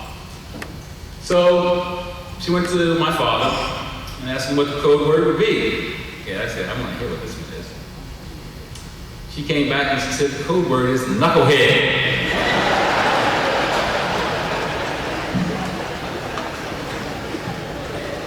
That was one of his pet terms for me when I was a kid. I wonder if his players would have been called knucklehead. And another thing about my father, about his sense of humor, is this. As he got older, I would always kid him about his slower gait, how he's struggling with a little bit of things. He used to always come with this line. As you are now, so once was I, as I am now, you will surely be. He would always repeat that. So where did this come from? So one day I got on the internet, typed it in. It's an epitaph that you go back, I know at least to the 1700s. Probably even further back than that. My mother told me actually got it from a gravestone in Duke, Kentucky, but you'll see it in different cemeteries and different gravestones all over this country. But here's how it actually reads in different derivations. Remember, friend, as you walk by, as you are now, so once was I. As I am now, you will surely be. Prepare thyself to follow me. Basically, I hope I get the opportunity to have that limp, to have that long life. Everybody asks us as a family what they can do for us. How can we help you? How can we help you through these tough times? One, prayer. Pray for our family. Pray for our Father's Spirit. Because I think that his legacy, with your prayers, can endure in generations to come. Those lessons be passed on to the coaches, to the people that he impacted, their kids as well. Another thing I think you can do. He wrote a book. He wrote a book with Clint Johnson. They call me Big House. It chronicled his life. And he spent the last years of his life ensuring that this book would come out and tells the story. I asked Clint the other day, I was curious, how many books have been sold? I'm not going to mention the number, but it's not enough. I want to encourage everyone in this room to buy the book. They call me Big House. And if you can't buy it, go to the library and read it. It's an important book, and I don't say that just as a son. I'm probably one of my father's toughest critics, but I was very proud of that book because it really just traces from a sociological standpoint, the history of Black college athletics, specifically in the basketball arena. Stephen A., you here, you got a forum, ESPN, tell people to get that book. It's an important book. Here's something I want you all to do as well. The Winston-Salem Journal and WXII have websites, and you're allowed to go on there, click, and tell your story, tell your feelings about my father.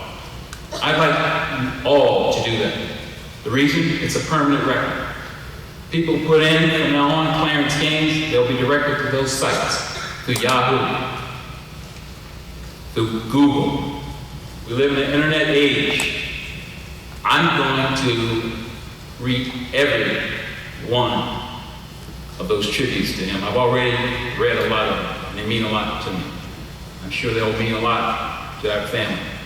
My mother's sitting here saying, time out. But this last point, this is what my father would really want to say right now, with this many people in the house, what would be important to him. Write a check to the CE Games Endowment Fund. That school was very important for him, important to our family. He would want me to say that. That's the authentic voice that he had. Write that check. Why? Because the true way to ensure his legacy is to make sure young people can continue to get a quality education. Because what my father was, and will remain in our memories, I hope, is an educator, a teacher, and a coach. Thank you.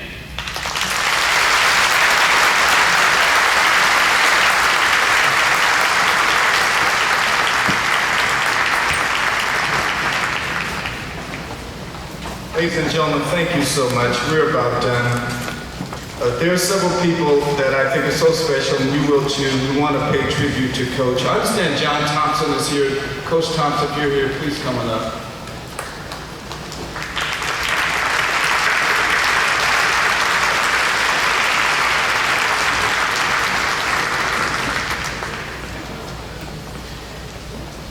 These men work with Coach as coaches.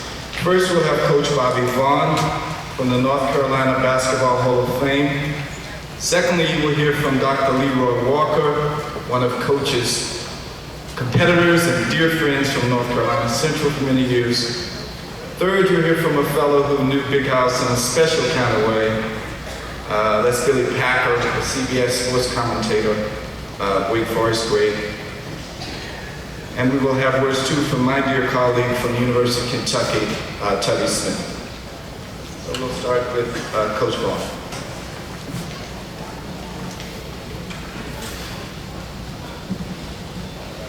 I know we've been here a long time, and I'll try to keep it short. I have a resolution that I'm not going to read, that I'm going to present later on. I want to tell you something about Big House that happened Saturday night, and that's not much. I met him in 1949 when I came to Elizabeth City State University basketball coach. 2 years later, while he was still courting Clarence, he begged me, along with Shelton Matthews and Johnny McLennan, to go to Kentucky with him to try to integrate the National Basketball Coaches Association. Most people don't know that, but we drove in separate cars. Big House, who was from Kentucky, found places for us to live because we could not stay in a hotel. It was at the Brown Hotel in Kentucky. Well, through his efforts, the guys that followed me, John Thompson, Tubby Smith, things like that, rose to be able to coach in Division I. Because Big House diplomatically pursued the efforts and established the first Black Coaches Association that was really never fully organized at that particular time. but paved the way for Afro-Americans to enter the Basketball Coaches Association. 2 weeks ago, I guess John just came up on the stage, but we were out in the lobby of the Millennium Hotel in St. Louis, and we were sort of reflecting. I'm just going to take a minute to tell you this because Big House is in good hands. And after he talked to John about his shoes, and John said he had to go change his shoes and put on some sneakers or something because his feet were hurting. And Lisa came by and she went downstairs to check on the buffet, I think. But Big House said something. I told Clarence the other night. He said, "Bob, I'm kind of tired." And he said, "You know, I think Joe Thompson, Tom Harris, upstairs waiting for me to have a little Texas Hold'em." And I said, "What's wrong? You feeling bad?" He said, No. But I just, you know, we're getting there. And as Clara knows, we talked for the last 2 or 3 years for hours. And sometimes I just put the phone down because we talked about everything. But I want you to know the part that he played in life. And before I read just a portion of this legislation, I want to let you know that Big House won 828 games because of me. Without me, I knew he would not have any more than 7 and something. So I'm going to ask all of those CIAA coaches present who contributed to Big House 828 games. Would you please stand? I know you're here, Chris. Yeah, come on. Come on, fellas. I've been seeing you. Come on, stand out here. And thank God for you. Through Big House's efforts, he was the 3rd Afro-American inductee in the North Carolina Sports Hall of Fame. And he's been pushing me all of my life. He pushed me, and last December they elected me president of the North Carolina Sports Hall of Fame. There's a resolution they want me to read. I won't read all of it. I'm just going to take a paragraph from it, which reflects a lot which has been said, but it's unknown. Whereas Clarence Big House Games met the challenges of segregation with unmatched distinction, great creativity and enlightenment, with unwavering dedication, became the president of the National Basketball Coaches Association. Be it resolved that the Board of Directors of the North Carolina Sports Hall of Fame for itself and all the members of the Hall expresses deep and heartfelt sorrow to the loss to the mortal beings of Clarence Big House Games, even as we humbly bow to the will of the Almighty and say for all of us, servant of God, well done.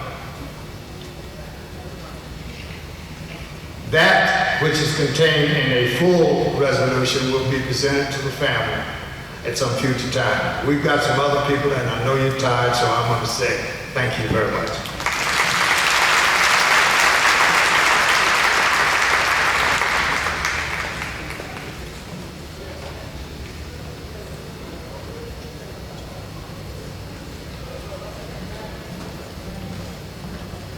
I think it's very obvious that you've heard enough about the statistics that Big House created.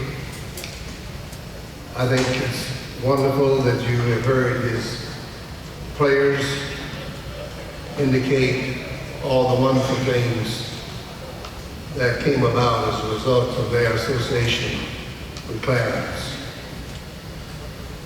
I came to North Carolina about the same time that Big House did. I came to Central and he came to Winston. And I would like to have you know and recognize the individual that he and I talked about so many times on our trips, and even in connection with the Olympic program.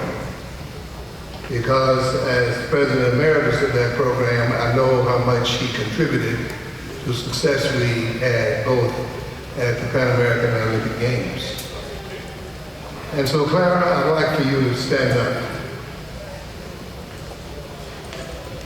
and face this audience so they can recognize all that you've heard today is largely attributed to what you did and the family.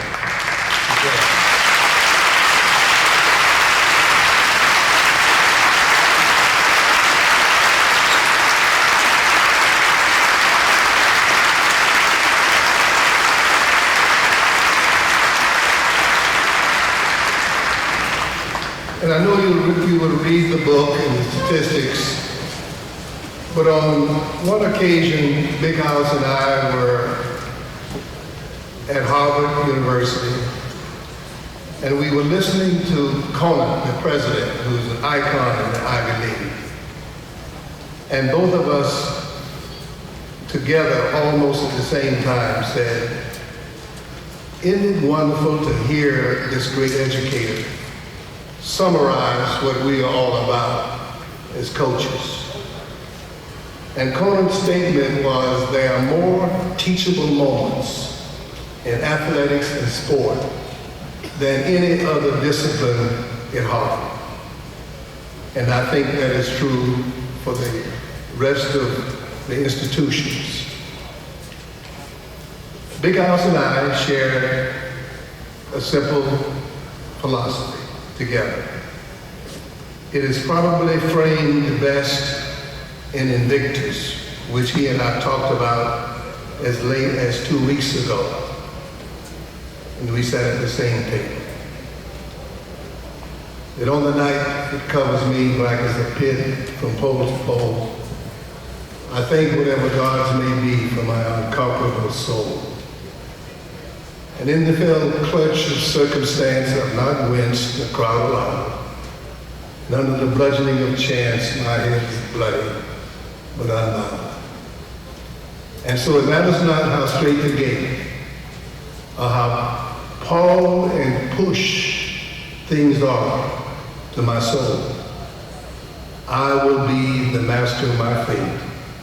I will be the captain of my soul. And Clara, all of us here, for you and the family, and all that you heard from the immediate family, believe that Big House did. You made his philosophy stand up and be true. Thank you very much. I didn't want to take my head off for upper slack skill. I never heard of those people.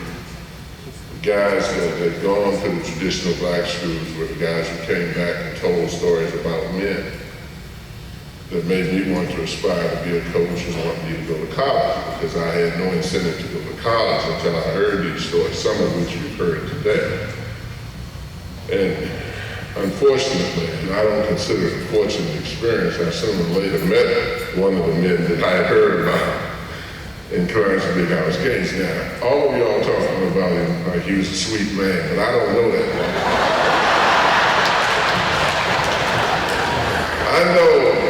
I know that boy couldn't know, because I heard it all the time. And I was in a meeting in Colorado Springs once, and I got angry, and I had a habit of saying things that I felt sometimes probably without thinking about it. And the house asked me, he said, "Where you going, boy?" I said, "I'm going back to Denver because I'm angry. I'm sick of this foolishness, and I don't want to sit here any longer and listen to it." He said, "Let me ride with you. I'm going to the airport in Denver, too." That was the worst experience I've ever had in my life. When I got out, I asked him what his wife's name was. He said, "Why?" Because I said, "You better put Saint in front of it if she's been living with you." That man preached to me about why I should not dress the way I dress, why I should not use profanity in public, why I should not do this, that, and the other thing. And I just sat there and looked. That was the longest trip I've ever taken in my life. And he continued to do so. But I want to say this and say this sincerely. I had an opportunity to go somewhere because I was supposed to be involved with one of the NBA games, and I told him I couldn't go. I said, because one of the people who made it possible for me to do the things that I've done, a man who loved me enough to tell me the truth even when I was a dog. I thought I never would, because he called me boy just about a month ago. Coach Vaughn talked about taking my shoes off. The only reason I had those doggone tight shoes on because I didn't want him to talk about me wearing tennis shoes. Right to the very end, right to the very end. But, I said when I won the national championship that I only wanted to win one. That was a lie. I wanted to win more than one, but I only had to win one. And that was only because of the sacrifices that a lot of men like Big House made so that I could be where I was. I told them then, I said, this has more significance to me than 10, because there were men that came before me who took a lot of stuff so that I wouldn't have to do that. I tried to convince Big House, that's why I was running my mouth. I said, House, you took a lot of stuff so I could say these things I was saying. He said, shut up, boy, you talk too much. But I want to say I loved him. John Chaney, George Brown, and myself, John Chaney had to leave. We sat over Piggy something over here, eating spare ribs and licking our fingers, telling Big House stories. And the man did so much for so many people. He taught so many people directly and indirectly. And I had the opportunity to meet him and his lovely wife, and I always knew why he was so quiet, because he talked so much. But his words were never words that were not expressed with love, and I am extremely, extremely grateful to your community, to your school, his family, for providing me with an opportunity to meet a person who I consider one of the most special individuals that I've ever met in my life. And one time he told me, I said, you know too much. I said, humiliating, because when you talk, every time you talk, you say you know. Why do you say that all the time? Stop saying you know. I didn't know what he was trying to get me ready for, but House, I love you.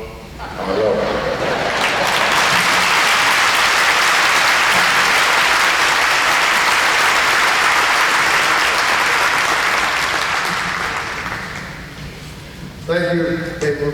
It's a great opportunity for me to share and spend time with Coach Gaines, Claire, on behalf of Donna and the people at University of Kentucky, the Commonwealth of Kentucky. We had a special moment with Coach Gaines. We played Kansas, and he was here for the Kentucky-Kansas game. It was something that Dr. Turner, Bill Turner, and I got together just a couple of years ago, started talking about a tribute, a way that we could honor Coach Gaines. And had him speak to our team at a practice, and but I always would see him at the Final Four. I remember our first time meeting Coach Gaines was playing against this great team in 1969-70 when I was at High Point College, playing for Coach Jerry Steele, who's here today. It's a special moment because he's meant so much, as everyone has said, to so many people. And he touched so many lives because he was accessible. He was, he made it easy for people to confide in him for advice, for direction. And as a young coach and a young man, we look for that. And you look for someone that has that ability to lead and mentor. And I was very fortunate coming from Maryland. And as I learned more about Coach Gaines, how our lives have been intertwined. I'm from the Baltimore area. He went to Morgan State. I came to North Carolina and played college basketball at High Point. Ended up, getting into coaching. And one of the first things I remember, and always, whenever I think about my practice schedule And I think about it daily during the season. And one of the things that Coach Gaines always talked about was prepare purposefully, prepare passionately, and prepare prayerfully. And those three things I always try to inject into our practice plans, into our daily walk. He's going to be missed. We spent a lot of fun times on trips, traveling with shoe companies. I don't know if I can say shoe companies now because, but he always used to talk about, boy, you're making a lot of money now, you know that? I mean, that was what every time we see me, we talk about that, and we talk just at the Final Four, and getting advice from him about things that were important to college basketball coaches, to players, to college players. He was always involved, whether it was at coaching meetings, giving his influence, lending an ear, or talking with a young coach. And he would stay in the lobby. He was always an all-lobby coach, I can tell you that, right? It seemed like he was always in the lobby at the Final Four, going and coming. You could count on him being at the headquarters, wanting to meet, greet, and just say a kind word to everyone. And those moments have been so precious to me and to so many others. Our heartfelt condolences to the family, and it's just a real honor and privilege to share with all of you what Coach Gaines has meant to so many. Thank you.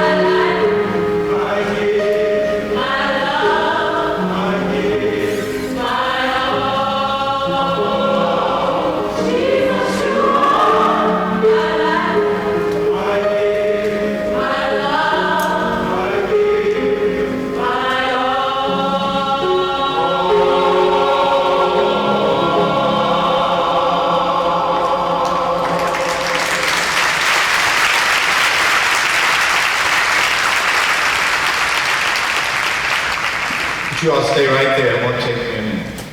Okay? You mind staying there? Okay, good. We want to thank everyone, and I certainly want to thank the Gaines family for giving me this opportunity. And when Miss Gaines and Lisa called me the other day and asked me to give this eulogy, Coach insisted I be a scholar. And I typed out an 18-page thing. Miss Gaines, don't worry. And I found a reading in the 2 Samuel, verse 38, about the death of a prince named Abner. And I was going to talk about that a bit. And I also was going to combine that with the eulogy given by Ossie Davis at the funeral of El-Haj Malik al-Shabazz Malcolm X, a shining black prince. And then I looked up at the ceiling a moment ago and I saw Coach, and he said, boy, if you get your rump up there at this long time and say all that, I'm going to come down there and snatch a knot at you. So I'm not going to do it. I just want to share one brief thing and I'll sit down. Here's what I think Big House would say. Death is nothing at all. I have only slipped away into the room next door. I am I, and you are you. Whatever we are or were to each other, we are that still. Call me by my old familiar name, Big House, and speak to me in that easy way which you always used to. Because I have died, I want you not to put on any air of solemnity. Put no difference in your love for me, and wear no false air of sorrow. Laugh as we always laughed at the little jokes we enjoyed together. Play and pray and smile and think of me as I always was. And let it be spoken without effect, without the ghost of a shadow evident. Life means all that it ever meant. It is the same as it ever was. There is absolutely no broken continuity. What is my death, said Big House, but a negligible accident? Why should I be out of sight?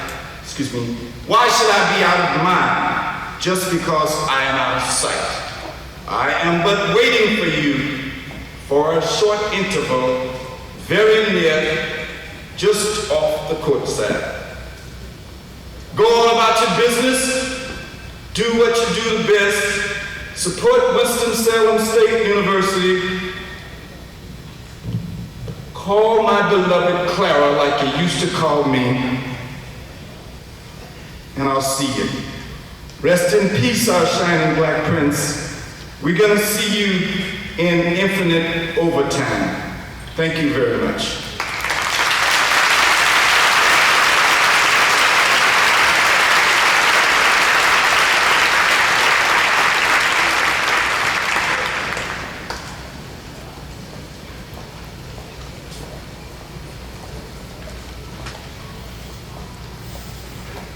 Would you stand for the benediction?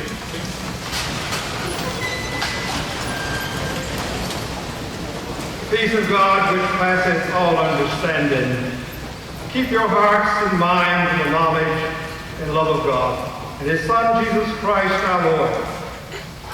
May the blessed Almighty God, the Father, Son, and Holy Spirit be among you and remain with you always. Amen, amen, amen.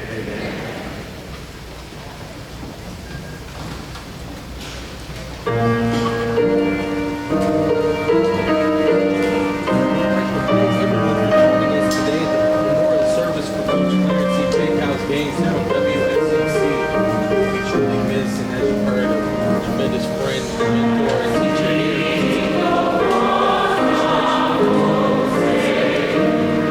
Stretched to the United States.